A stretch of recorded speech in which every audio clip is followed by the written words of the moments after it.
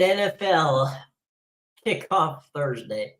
It's good to have a game on tonight, and it's going to be a fun one. It's of course the defending Super Bowl champion Kansas City Chiefs against Detroit. The game being played at Arrowhead. As expected, NBC will have their top crew out there. It'll be Mike Tirico and our buddy Chris Collinsworth. So that's what's got pretty much all day today. You can't turn on any sports related either television station, streaming service, or radio and not know that today is the first day of the NFL season. And a couple of interesting notes here touch base on with Detroit and Kansas City, as I said, airing tonight, NBC. And that is this year, there will be a few tweaks in the schedule and how things work. CBS will get some games from the NFC. Conversely, Fox will get some from the AFC. So keep watch of where your favorite teams are playing, because sometimes they may not be on the channel you're used to seeing them on. And speaking of channels that you're seeing things on, the season ticket, which of course is one of the NFL's top draws from a standpoint of getting people to watch, is now with YouTube. And so they are the exclusive home for the NFL season ticket. And we will not know how many subscribers. That's one of the things that the NFL is very good at. It's hiding how many people actually subscribe to that package. And so we'll see how that's going. And it should be interesting. So there's some really interesting changes. We have NBC will have, of course, tonight's game. They always have the first game of the season on the Thursday night game. Then next week, it'll revert to, of course, to Prime Video. So it'll be on Amazon. Then NBC gets another night game, Thursday night game, of course, on Thanksgiving night. And then this year, for the first time, there's going to be a Friday night game, and that one will go to, of course, to Prime. That's their situation with that. Okay. Monday nights are always on, obviously, no, ESPN. And the other little wrinkle here this time is Peacock gets a playoff game. So a little bit of everything for everybody. So we get tonight's game is on NBC. Of course, it will obviously be part of Peacock as well. So if you want to stream it, if you're a streamer, then and you've got Peacock, you've got the game. So nothing to worry about there. You're good. So yeah, we've got a lot of fun things coming up in the NFL this year. And 1 year till Tom Brady decides if he's going to go into booth or not. He said he is. So there you go. The Mannings are coming back, and they're going to have a lot of rather interesting people to talk to and enjoy on their show. So we'll keep you posted on that. I'm quite sure that there'll be some really entertaining stuff, because while the Manning cast started off a little bumpy, it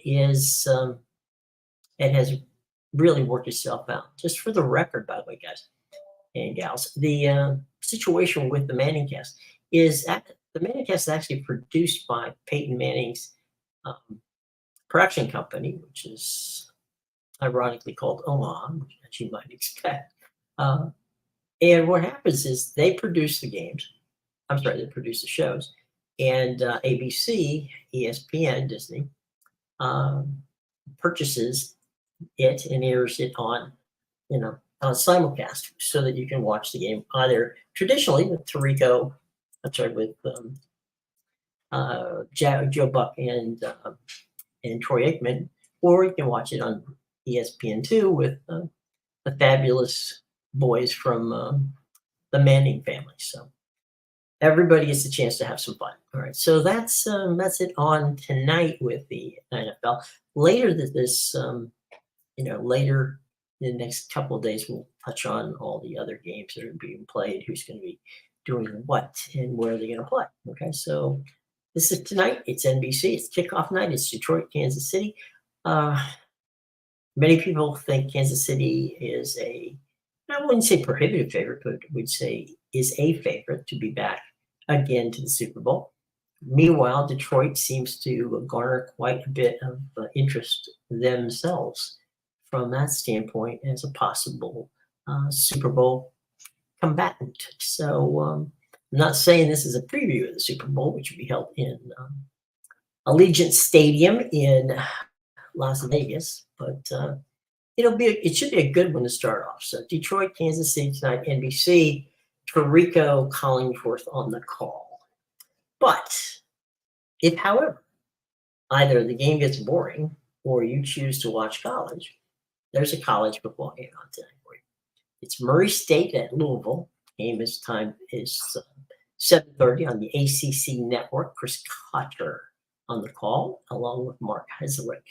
So we've got those guys doing Murray State and Louisville, a game 7:30 kickoff, and Cotton and Herzlich on the call there.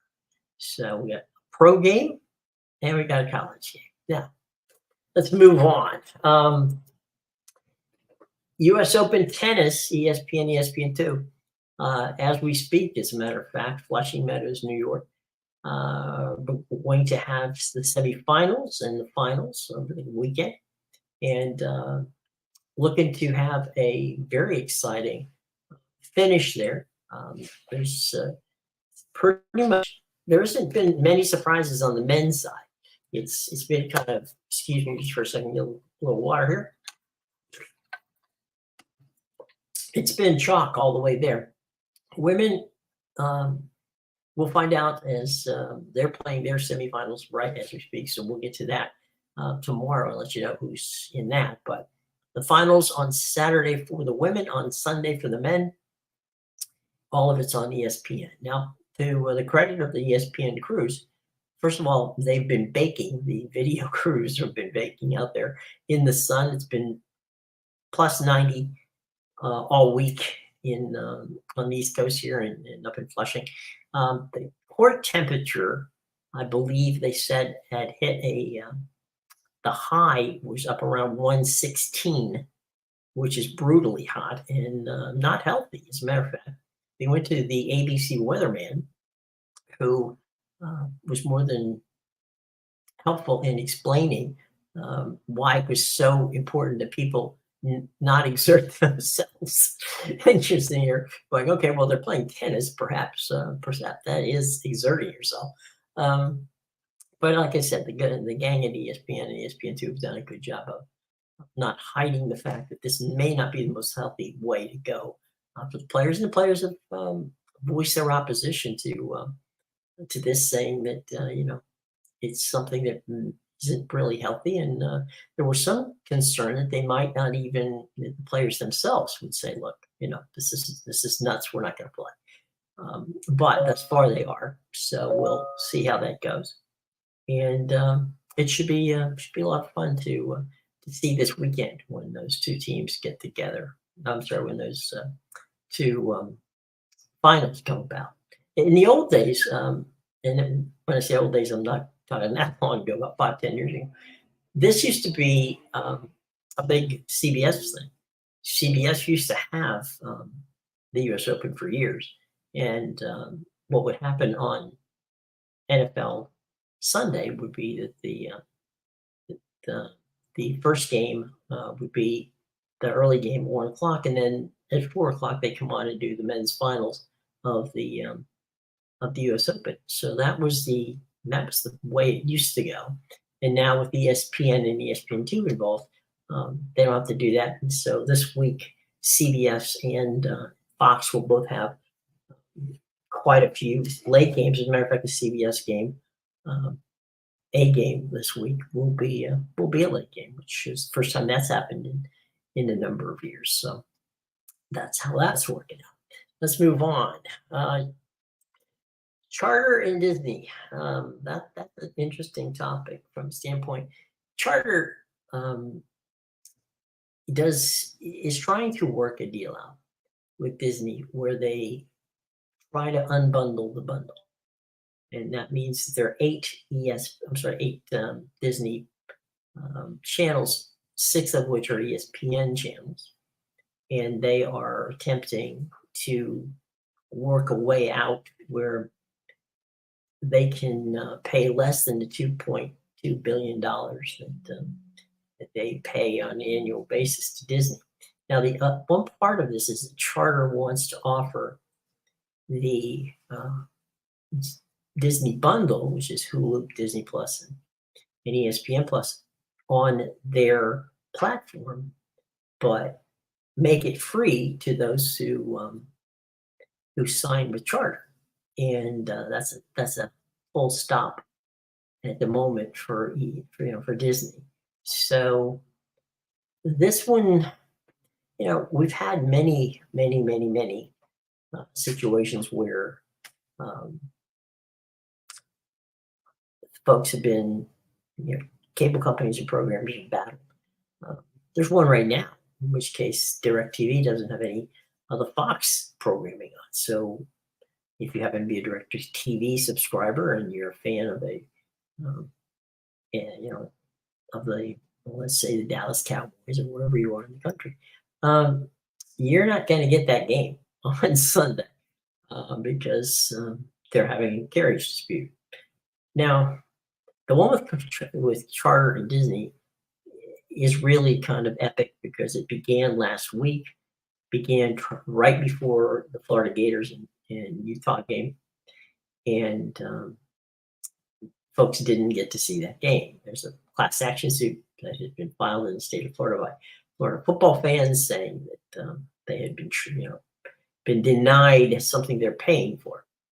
So as this little kabuki dance goes on, I think if there's going to be a winner out of it, and we'll see, we'll definitely see, it might very well be that Charter holds the way this situation. Now, Comcast, Cox, and the others, Comcast being the largest cable company, are probably rooting for Charter to win. Now, because Charter sells more broadband than they do programming from a standpoint of the cable service, if Charter just went in the broadband business and got out of the broadcasting and retransmission business, they would still be very profitable. So I think that's why Charter is digging their heels in and saying, look, we're going to do this. Now, Charter's actually been telling people, if you want to watch, ESPN or Disney programming, you can go to Fubo, or to the Sling. So they've actually been pointing people in the direction of other streaming services, as opposed to their own company, which is kind of an interesting way. Now you can, we'll get into that in a little bit later, but you can do that should you wish, and take a trial of 7 days and maybe cycle your way through this whole process until if you're a Charter subscriber, until you get to a resolution between the two sides. So that soap opera is continuing. Let's some of the options, and I came up with a few of them for you. Again, YouTube TV or Hulu TV Live are your best bets if you want something that's going to mimic, from a streaming standpoint, the cable aspect. They have everything that most cable services have. They also have a cloud DVR so that you can record. The Hulu TV Live comes with the bundle, so you get Disney Plus, you get ESPN Plus, you get Hulu, and that's about a $70 a month bill. YouTube TV is about $70.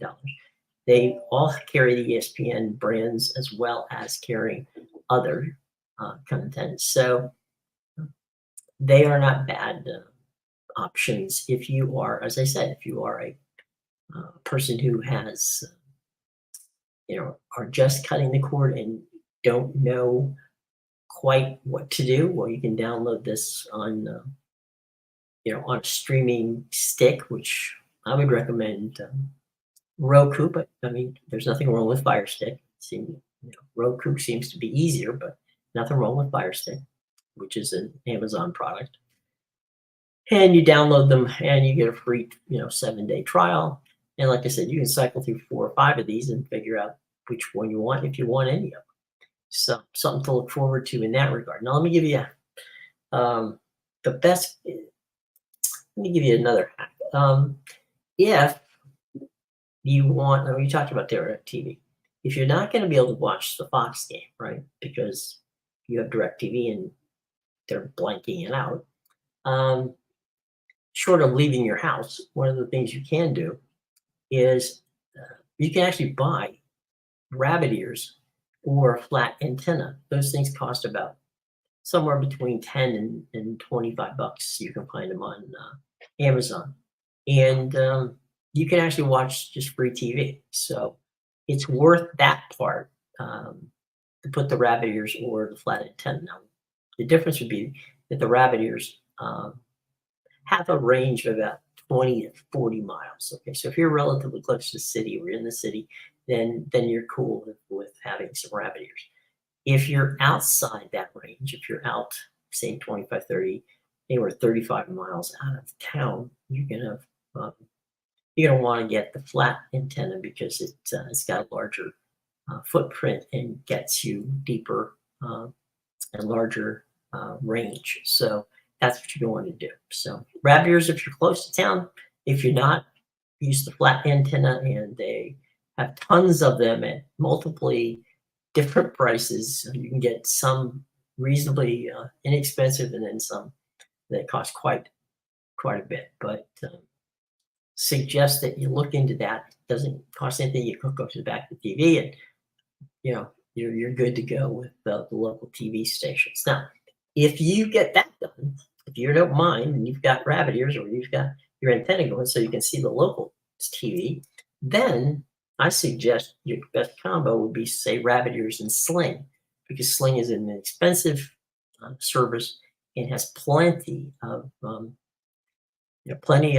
content from the standpoint of sports. You've got all the ESPN networks. You've got the Big Ten Network. You've got the folks at the ACC networks, the SEC network, Pac-12, all of the networks for the Pac-12, all 7 of them, and Big Ten. So you've got all that. Plus, you also have a number of soccer games that will be available to you through a number of different services that they have on there.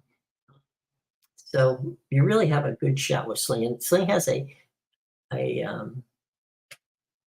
an area which is called the Sports Zone. So you can literally scroll across and find what's going on Sling that time. It even tells you what the score is if you happen to, if the game is in progress. So it's a very user-friendly interface, and something that I think could be very helpful.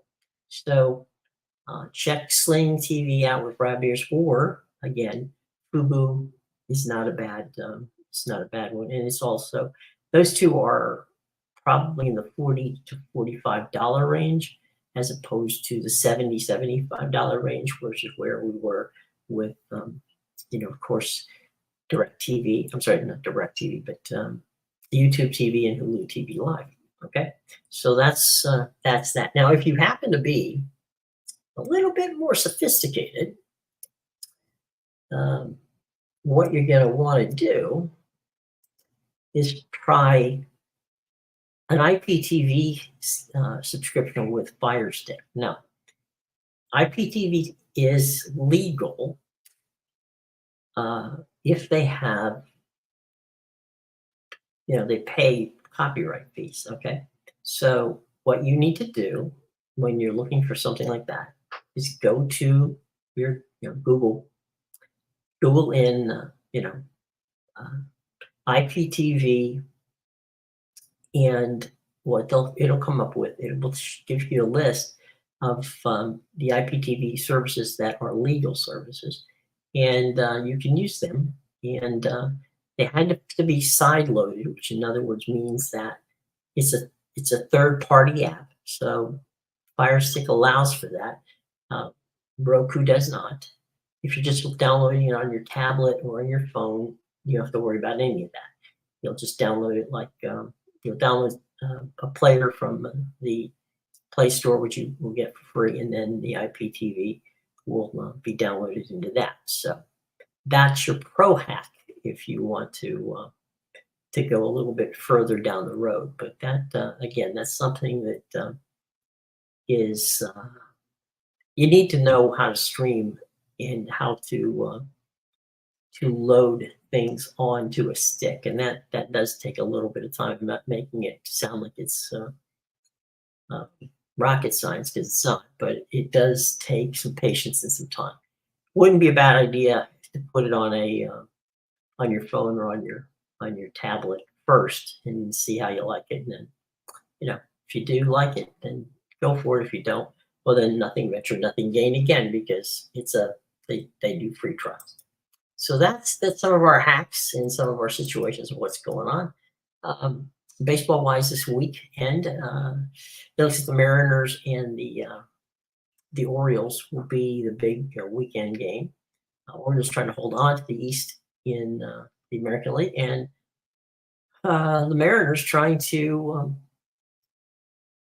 take first place in the West. So some really good baseball coming up. So we got baseball, we got college football, we got the NFL, we've got U.S. Open men's and women's finals. Very, very busy, very, very busy weekend. So let's go to our comments and our questions. All right, so let's go. Here we go. All right. The Rockies are without a TV home in 2024 as AT&T Sportsnet Rocky Mountain closed its doors in October. The same fate, by the way, could be facing the Pirates as well as the Astros and Rockets. So what's going on? So, well, let's see.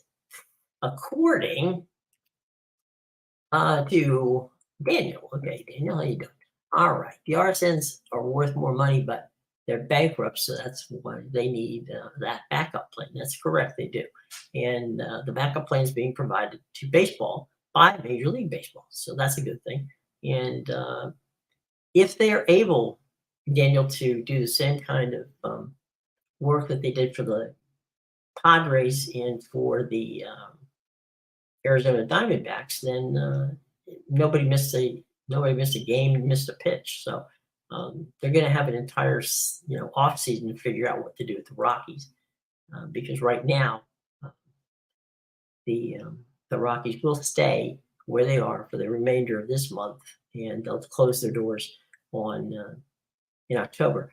What isn't known at the moment, because the Pirates and the Astros and the Houston Rockets all have contracts that come up a little bit later in the fall and early winter there months. We don't know where they're going to be headed. Now, the Pirates were offered an opportunity to join NESN, which owns the Pittsburgh Penguins. We'll have to see if the Bucks decide that they want to become part of that regional network, or if they want to work with Major League Baseball. Same with the Astros. Astros could, and there's been some talk about the Astros and the Rockets putting together their own little pay-per-view season ticket project. We don't know what's going to happen down there either at this point in time. So, there's a lot coming up here, and we're going to find out as the RSNs continue to crumble here. So there's that. Now, Brian Roberts, who is the CEO of Comcast, said that, he hoped, and he said this yesterday, that the Disney company and Charter could come to a resolution around the dispute, because it's for the good of the viewers. And I'm sure that, Comcast has been very good about it. By the way, Comcast, like all the others, have had disputes before. So even Comcast has had a dispute. So, I'm sure that CEO Roberts would like to see that thing resolved, because I don't think instability in the cable industry is what, Brian Roberts wants to see right now, or for that matter, any of the folks. But I think Charter is doing what Charter has to do from a business standpoint, and can't fault them for that. So let's get,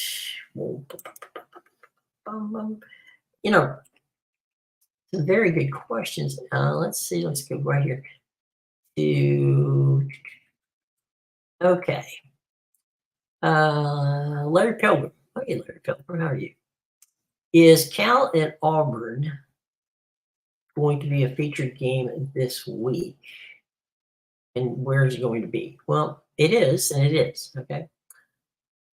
Cal and Auburn will play the 10:30 game on ESPN, so it's going to be Pac-12 after dark, and both Cal and Auburn won their first games. Cal, impressive in their win over North Texas. Auburn, not so impressive, but they got by, Southeastern Louisiana. What's kind of going to be cool, it's going to be a gold out in California at Berkeley. What they're going to do is everybody's going to be waving those gold towels, much like they do in Penn State, where they have a whiteout. But the thing that I'm looking forward to, and of course it could be a very good football game, but the thing I'm looking forward to is they have 500 drones that they're going to be doing aerial exercises, like showing you the Golden Gate Bridge, all of this in the dusk and early darkness of out there in Palo Alto. So there'll be, I'm sorry, not Palo Alto, but out by Berkeley. So it's going to be fun. We'll watch the Bears and the Cal team play, and stick around for halftime, because that to me is going to be something to see. So thanks, Larry, for asking the question. So it's on ESPN, by the way. All right.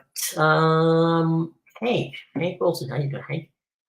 Yeah. MLB officially specifically overestimated their TV drawing power. Times have changed so dramatically that over the past 10 years or so many viewing options, paying extra for our sense doesn't make sense. People don't want to go out of their way to watch the MLB or NBA. Well, the problem was giving away too much money from the rights situation. I mean, the rights thing got blown out of proportion, and they were paying unrealistic rights. I mean, the Dodgers signed a $6 billion 10-year deal with, of all people, Spectrum, right? When Spectrum used to be in that business. And the Lakers, did a $3 billion deal. So from there, Fox rushed to try to stay competitive, and teams that were, certainly not worthy of getting that kind of money, or had never gotten that kind of money in the past, suddenly, they were throwing money around like crazy. Well, that's what got them into trouble, and that's why they are presently in bankruptcy court. We will see if they're able to come out of that and live to see another day, or if it turns, pear-shaped and things don't get done. But for right now, the RSNs, all of them, with the exception of a few, Yes Network in New York, SNY in New York, and MASN in the Baltimore, Washington area, as well as the folks at Madison Square Garden Network and the Yes Network. Those are all still in place. And then, of course, we have the Comcast NBC ones, which are out in the Bay Area, then again in Chicago and Philadelphia. So those three, total of about 7, are still, in good shape. The rest of them, not so much. So we'll have to keep an eye out for what happens with the RSNs, especially when we get closer to basketball and hockey season, when things are going to have to be a little bit more tightened up. So let's check out here, and there's just some more of our questions. And keep an eye out, folks, this weekend for Coach Prime. He's got maybe Saturday. They'll be playing against Nebraska. That's going to be interesting because that game is a noon kickoff in the here in the East. But what's really crazy is a 10 a.m. kickoff out there in Boulder, Colorado. So should be fun. I'm not quite sure people are going to want to be up at 10 a.m. and in their seats for breakfast for a breakfast time game or brunch time game between Colorado and Nebraska. And the funny thing is, if you would have thought at the beginning of the season what that would be the prime game on Fox at noon, you have 1-win Colorado team and a 2-win Nebraska team, and they're your two big draws. People would have thought you're totally out of your mind. But the ability of Coach Prime to get his team ready and turn it over and turn things around as quickly as he did at Colorado is nothing less than miraculous. And the fact that they'll be playing a Big Ten team in Nebraska, who also got a new coach who's looking okay. They lost their first game, but they played quite well, and so we'll see how that goes. Matt Rhule is coaching out of Nebraska now, so some fun is being had there. But in front of a full house, Colorado Buffaloes, that should be a fun game. So yeah, it's a 10 o'clock start locally, and 12 noon, high noon here in the East Coast. So let's take a quick look at some more. How does Stanford and Cal joining the ACC make sense geographically? Well, how does USC and UCLA join the Big Ten make sense? I'm sure that USC and Rutgers are going to be a big draw whenever you go from Los Angeles to northern New Jersey. So yeah, it doesn't make sense, guys. I agree with you. It doesn't make sense, but it's the way they're doing things now, chasing the money, and it doesn't really matter whether or not it logistically makes sense. But I feel sorry for the athletes because they're the ones who are going to have to be on these planes going back and forth across country, and there will be, I would imagine, some neutral site opportunities where they'll go and do games in, let's say, Dallas, or if it may be Chicago for basketball and whatever, but neutral sites so that neither team has to travel far. Okay, what we got? Who's the American trying to get to take over for the loss of SMU? And Curtis asked that question. Curtis, it looks like it's going to be Army, so they would have Army and Navy in the same conference, which would be kind of fun. Now, that being said, the Army-Navy game, which is played, as most of you know, 1 week after the conference championship games, would stay in the same place. So, in other words, that even though it would be a conference game, it would not. That date's not going to move because that date's been there for almost half a century. So they're not going to move that.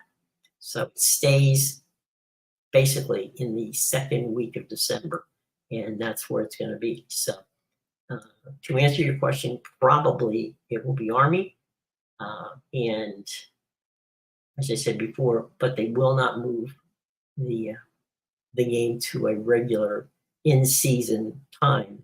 They'll do it out of after the season has concluded and after the championship games for all the conferences have been played, which is what they do now. So that's going to be what what we're looking at. Eric from Utah. The Pac-12 is throwing one hell of a goodbye party, kicking off their last football season and going 12-0 in week one, becoming the only undefeated conference in the FBS and tying the SEC for the most schools in the top 25 with 6. Do you see this going on? Continuing. They got all the good quarterbacks out there, it seems. And so, yeah, plus plenty of, I think every one of the teams, I'm almost positive, every one of the teams playing this week from the Pac will also either be on Fox, ESPN, or the Pac-12 network. So if you, as we get closer to the weekend, I'll give you a list. But right now, it certainly looks like any one of those teams that you want to follow, you're going to have a pretty good opportunity to do it. So from that standpoint, good on you. Well, thank you. That Sean Scally has decided he's going to subscribe to us. And by the way, well, Sean was kind enough to do that. Hit the like button, the subscribe button, and you'll get notifications. You'll know what's going on. Comment in the comment section. I'd be happy to answer those questions for you. Web travel, what do you got going for me? I don't really understand this. It's not Comcast's problem, but the issue remains Comcast stands to benefit from Spectrum's stance. But if Comcast is much different because they also operate NBC's cable channels and local channels. That's true, web travel. And they benefit from bundle. There's no question about that. But what they're trying to do more than the bundle is to reduce the cost of what their competitors are, what they're paying their competitors. They don't want to, in other words, they don't want to fuel the competition by paying the competition, outrageous money. So while they stand on the sidelines watching Spectrum, there is a differentiation, and you're right, because they are in the programming business and Spectrum isn't. So there is that. But look for them to cheer that Spectrum wins, because that will allow Comcast to possibly reduce the amount of money they have to pay to other competitors, which includes CBS and Fox. So we're not just talking about streaming services; we're talking about actual broadcast stations and such. So it's a lot more in detail than perhaps would meet the eye, certainly at first. Okay, let's see what we got here. The Dodgers and Lakers guy. Well, Dodgers and Lakers guy says maybe that the Colorado teams can move to the altitude network. They could. That's a very, very good opportunity for them.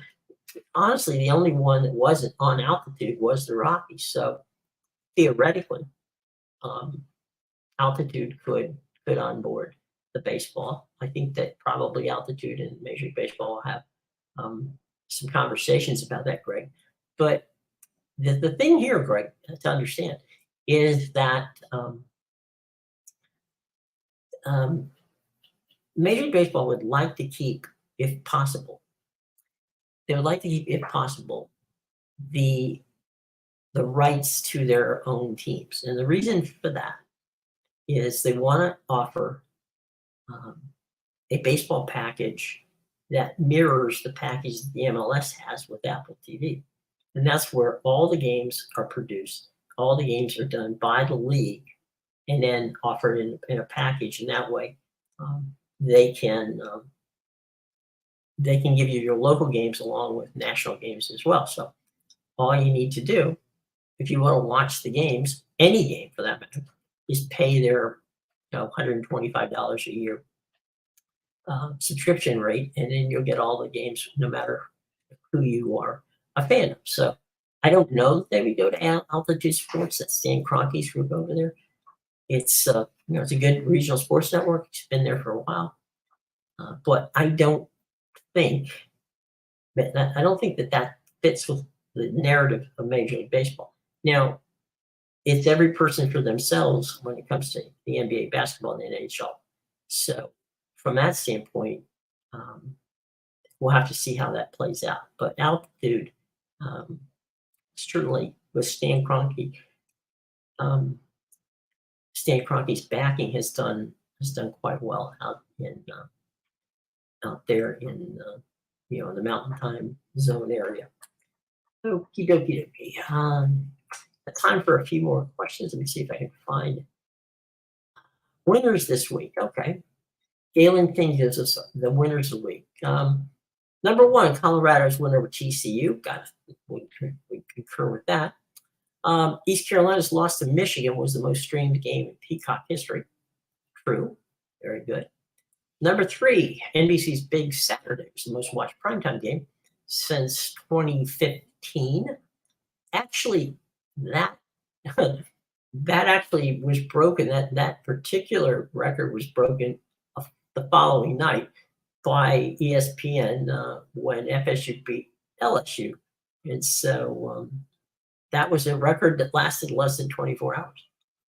And another winner was CBS for broadcasting and keeping college football on their network by doing the 3:30 game on the Big Ten. So yeah, I would agree with that. Those are all winners. There's no losers in that bunch. So all right, let's see what we got. One more. Here we go. We got Terrence. If Beckner and Disney dispute drags on many weeks, which side is more likely to surrender and demands the other? I would say it's probably going to be ESPN, and they would drop the amount of cash that they're asking for.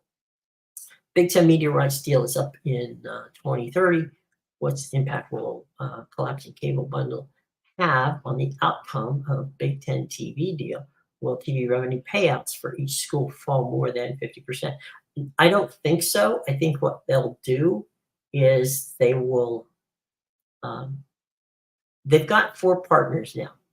They may bring in an Apple or an Amazon or even a YouTube to carve out some different pieces. They may also remember Big Ten Network and Fox. They don't stream any games at all, so it's possible that they could find a streaming partner that would work with them on that. So I think it'll drop. I don't think it's going to be more.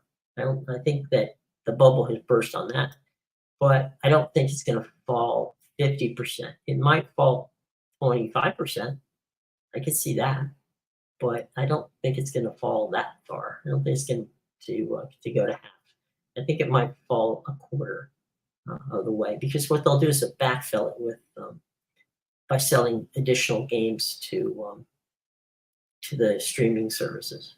So that would be, to me, the way it would go. But I agree that they're not going to get as much, but I don't think it's going to fall below 25%. Here's a good one. Okay, but what do we got here? Are the Blue Blood brands of the Big Ten going to demand unequal revenue sharing in the 2030 deal? Well, I don't. Historically, the Big Ten has always looked out for each other and have not gone that route. But you've onboarded SC and UCLA and Oregon and Washington.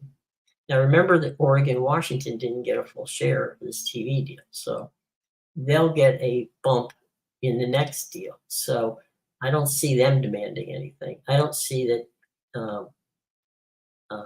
I could only see this if it dropped, if the deal post 2030, if that deal dropped below that 25%, which I don't think it will. I could see that happening, but I don't think it's going to happen. I think they'll be able to maintain the less than 25% decrease in what the 2030 deal would be. But by adding, as I said, other partners, they could have added partners this year and it exceeded that deal that they already had, which was a record-breaking deal, but they chose not to. And I think the reason they did that is they wanted to find out where the streaming service is going to be 5 years from now. And so that, I think, was probably a smart move. So that way they can tap the streaming services who have been shut out of the Big Ten in that. Plus, you have to remember Tony Petitti, who is the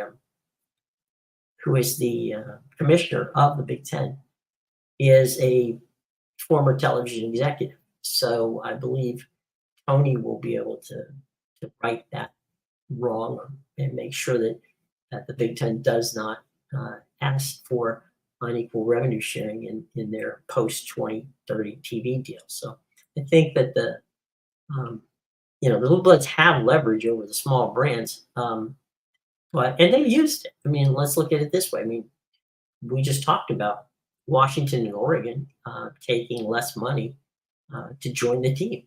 I mean, to join the Big Ten Conference. So from that standpoint, the leverage is there, and they've been able to do that. When they onboarded Rutgers and Maryland years ago, they took lesser. They didn't get the full share until 8 years into the deal. So I think that everybody will be fine in the Big Ten. I don't think they need, when you're making that kind of money, you don't need to worry about unequal revenue sharing. It would only be if you're like the ACC and the Big 12 and things like that, where you really do need to reward, a reward-based system where the teams that win time and time again are the teams that you allow to have a little bit bigger piece of the pie, because there's no pie if they don't win, and they keep winning year in, year out. So I would hope that would be the case, but I don't see that's the case in the Big Ten. It's just the Big Ten has never done it that way.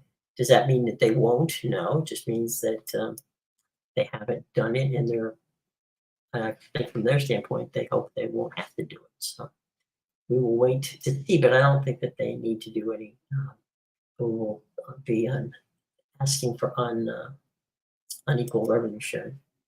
Does the Big Ten buyers remorse after Maryland? No. Maryland was brought in, and Rutgers were brought in for two reasons. One, Rutgers was brought in to get the New York market so that they could have it for the Big Ten network, which worked out perfectly. The Maryland edition was also brought them a top 10 market, and just as equally important, it brought them a school that they could use. But the Big Ten has lobbying that they do on Capitol Hill, and there's nothing better for them than to take a group of Congress people or whomever over to Byrd Stadium and watch a game at the University of Maryland. So that those were two strategic picks. They were strategic because it expanded the Big Ten network, and in the case of Maryland, it got them a home team for their negotiations and their constant lobbying purposes on Capitol Hill. So strategically, Maryland made that jump. The other reason was Penn State actually was pushing for Maryland because they wanted to have a rival, and they felt that Maryland would be a good rival. So it was a combination of those two things. And actually, Maryland, going back to when they added Nebraska, the first time they made their realignment move, Maryland was on the short list at that point too. So it could have been Maryland and Nebraska. They just decided, because Maryland was making a president change at the university, that the timing wasn't right. So the timing wasn't right, and so when the time was right, they brought them in.